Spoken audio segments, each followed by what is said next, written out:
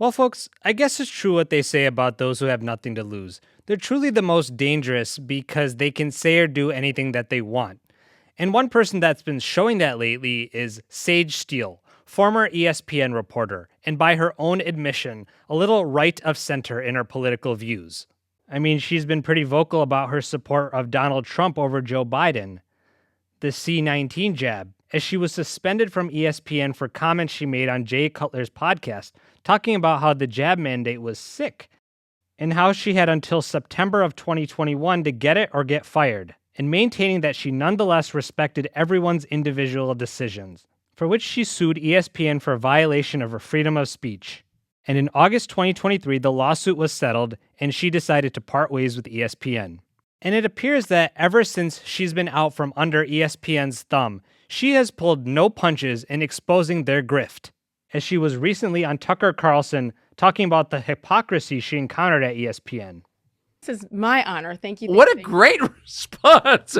Tell us about the support you've received from women. None. Absolutely none. Is that true? Women supporting women. You know how it goes. I do know how it goes. I know. And I will say throughout my career, I think that's the overall most disappointing thing is that, and especially in the sports world, where when I was always the only woman in the locker rooms, et cetera, I bet. The most support I received was definitely from my male peers. Because women preach this all the time. And it's like, oh, the men holding us down in the glass ceiling. And every time I speak publicly at an event or whatever, I make sure I bring this up because I'm very passionate about it as the mother of two girls. Yes. And they're, college age kids too. But, we complain about the guys, but look in the mirror.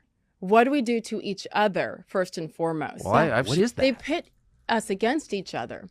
They really do, which again is just unfortunate. But to me, okay, fine, own that if you don't like the other women. But then to be hypocritical and go on social media and talk about let's uplift each other. And listen, I wasn't trying to call people out, but over the last 8 months, maybe probably a year, when I started to support Riley Gaines and certainly the whole transgender sports issue, I said, women, we don't realize our power. If we as women in the media, let's just say women in sports media, because this is a sports issue, came together to say, no. We've been fighting for so long for women in sports and for salaries to be equal at times. You look at the women's national soccer team versus the men and the ratings they brought in versus the men. There are some things, like we are fighting for women. And then to be silent when it comes here. Like ESPN W is part of the ESPN network. That W is for women. They spend millions of dollars on a big summit, like a get together of women every single year. And on the stage, it's women and promoting women and promoting diverse thought with women and supporting them. So then when the biggest issue really of the last, several decades comes up, after all the Title IX fights, we as sports media, women remain silent. To me, the hypocrisy was too thick to ignore. And silent in a kind of North Korean way, like nobody's allowed to disagree even a little bit. No. And also called out an interview she had to do with Biden. This was about 2 months after he took office. That was an interesting experience in its own right because it was so structured and I was told, you will say every word that we write out. You will not deviate from the script and go to the word. Like every single question was scripted, gone over dozens of times by many executives, editors and executives. Absolutely. Now, FYI, I did watch the interview she did with Biden, which aired at the time of the jab rollout, and the entire video, it appeared to just be pushing it, stressing its importance. It really didn't seem like she had the autonomy to ask him any tough questions. It reminded me of that movie, The Interview with James Franco, where the questions that he was going to ask Kim Jong-un were heavily vetted by the Supreme Leader himself, and tailored only to what he wanted to be asked, and he was sternly warned not to deviate from script, rather than have an actual dialogue where you can push back on that person if something doesn't make sense to you. Now, obviously, that was just a movie, but it did serve as a message about how much propaganda there is in a totalitarian regime like North Korea. And without giving too much of the movie away, even though it is old, we are shown the consequences of not complying. And we're seeing parallels today in the United States. I mean, think about just a few weeks ago, when John Barnett, A former quality inspector for Boeing turned whistleblower was found dead in an apparent suicide. He had been complaining that management was cutting corners when it came to safety. He was set to testify later this year, and in the days before his death, he was reported to have been in good spirits and looking forward to moving on with his life, by his lawyer's admission. And one of his friends claimed that John warned her that if anything happened to him, it is not suicide. Now, obviously, looks can be deceiving, and people right before they take their own life might be in good spirits because they're relieved they're finally going to end their pain. And also, what his friend said might not be true. We don't know. But I do find the timing oddly suspicious, especially during a time when you have all these plane mishaps happening mid-flight, and people are pointing the finger at DEI practices being a potential contributing factor.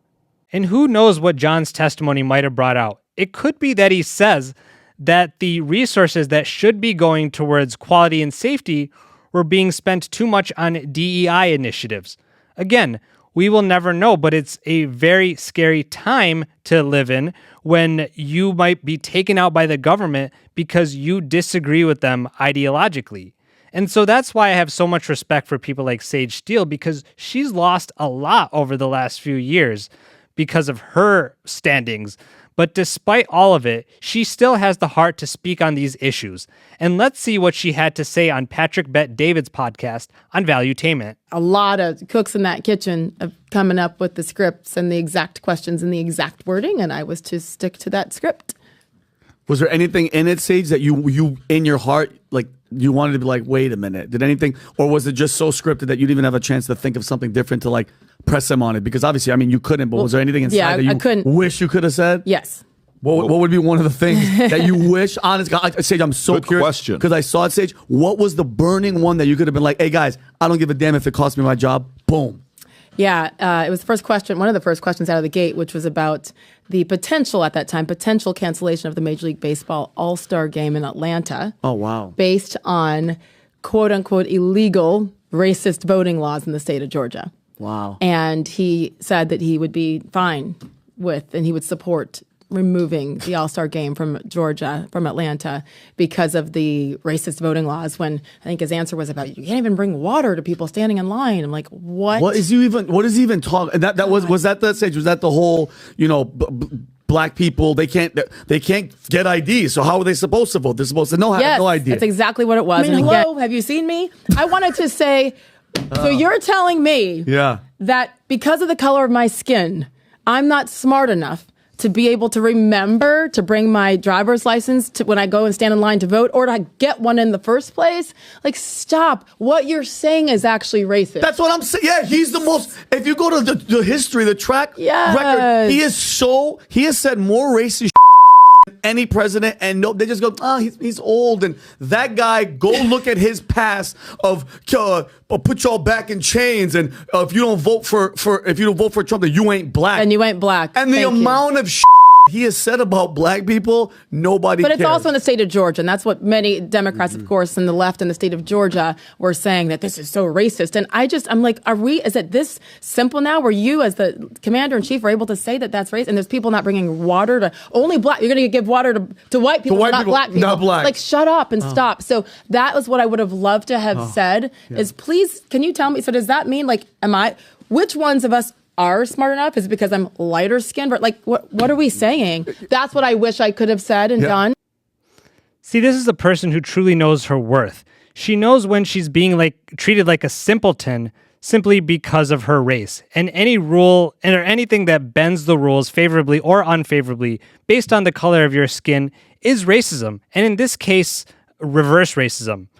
And think of affirmative action as an example. I think what can happen is that it can cause people of color who get into prestigious universities to question whether they truly deserve to be there. And Steven Crowder a few years ago did a Change My View video on this, which I will link. And even though affirmative action has since been ruled unconstitutional at the university level, it's still sad because everybody should feel like they earned what they have because of their achievements. Everybody you encounter in this world who's doing well, you have to take them at face value and assume that they got their position because of their merit and their hard work. And I think that with things like DEI, that can create shadows of doubt on both sides. But moving on, let's see what else she airs out on the podcast. Believe in? Is there, opportunity simply because of what you favor and what you don't? And those groups who are maybe on the conservative side, do some of the people say, well, look, Sage, you and I, we're not on the same page, but I got to pay the bills. My kids are going to this, and I got to make this money, and da-da-da. There's no way in the world I can say anything right now. But I'm with you. But please don't tell anybody that I told you that. Does that happen at ESPN as well, the same way it happens in Hollywood? There's a lot of whispering. There is. A lot of whispering and like texts, and you can't say it out loud. And now, listen, if you're on the other side, you can't sit in the makeup room without hearing it from the other talent, for sure, who are empowered to go off on it and to rip on Republicans or conservatives. And most of the people who I know felt differently and maybe more in the middle, center, right, just would stay quiet. And then it got to the point where, like, around me, people wouldn't say anything. Are there people who are in favor because of their politics and their leanings? I think absolutely. If I had stayed quiet, I'd still be rolling. My contract still wouldn't have been up by now. Yeah, I honestly don't know how I'd survive any work environment where if you're on one side of the political aisle, you can be open about it and feel empowered, but if you're on the other side of it, you have to choke it down. So props to her for being able to survive that kind of environment. I did have a couple of people, certainly. I already knew who they were, right? And they would text me, I love you. I wish I could right now. I wish I could. And I get it. But I'm also kind of blown away because they're all men. I'm like, hey, boys, where are you? Yeah. How am I the only one out here? And by the way, you got NFL money. Like, all those guys have a lot more money than I will ever have from having played for years and years, and NBA guys too. So that's where I find it interesting. And maybe, like, most importantly right now for one of today's hot topic is like the transgender sports issue. And these men that I work with have daughters who are very competitive and good athletes. And I know damn well that if their daughters had to oppose a boy on the other side of the volleyball net or the basketball court, that's not happening. Like, they'd go down there and make a scene. So to be quiet about it, it's not even about, race, which is sensitive, or COVID or the vaccine. This is black and white with science. I mean, since the beginning of time, we know the difference between men and women and the different strengths that men have. And all these men are staying silent. So I am disappointed, but I get it. There is a legitimate reason to fear speaking up. It's very personal, but I will say it is pretty lonely. Now, this isn't a woe is me because I don't care anymore. It just took years to get there, and years of feeling like I couldn't be myself. And if only I thought like this, I would be celebrated. Like, I was the highest paid woman at that network. Like, I would have kept going forever, hopefully. I'll shut up after this. When I started there, you guys, my kids were 11 months, 2 and 4. My youngest daughter turns 18 on Saturday, 18, 20, and 22. So that's all they've known. That's all I've known. And that was my dream since I was a kid. So I didn't get off on like, oh, let me go blow somebody up and blow up a company. It was devastating, yet it was the right thing for me based on all the years where I was forced to adapt to what someone else wanted. Well, now, I love how she isn't bitter towards the people who only silently supported her. She understands that people have families and have to put food on the tables and they're high-paying positions. I really don't know how much of us would be willing to give all that up. At the same time, she's acknowledging the hurt that it caused her, and that's totally fair. The point is that all of this sets her apart because she took a leap to part ways with an employer that really wasn't a good fit for her. It really went against her personal values. She acted with total integrity, and that is something that we should all strive for. Ladies and gentlemen, if you enjoyed this video, please give it a thumbs up, and if you're new to this channel, hopefully I've earned a subscription. Here's some videos for you to watch in the meantime. Until next time, peace out.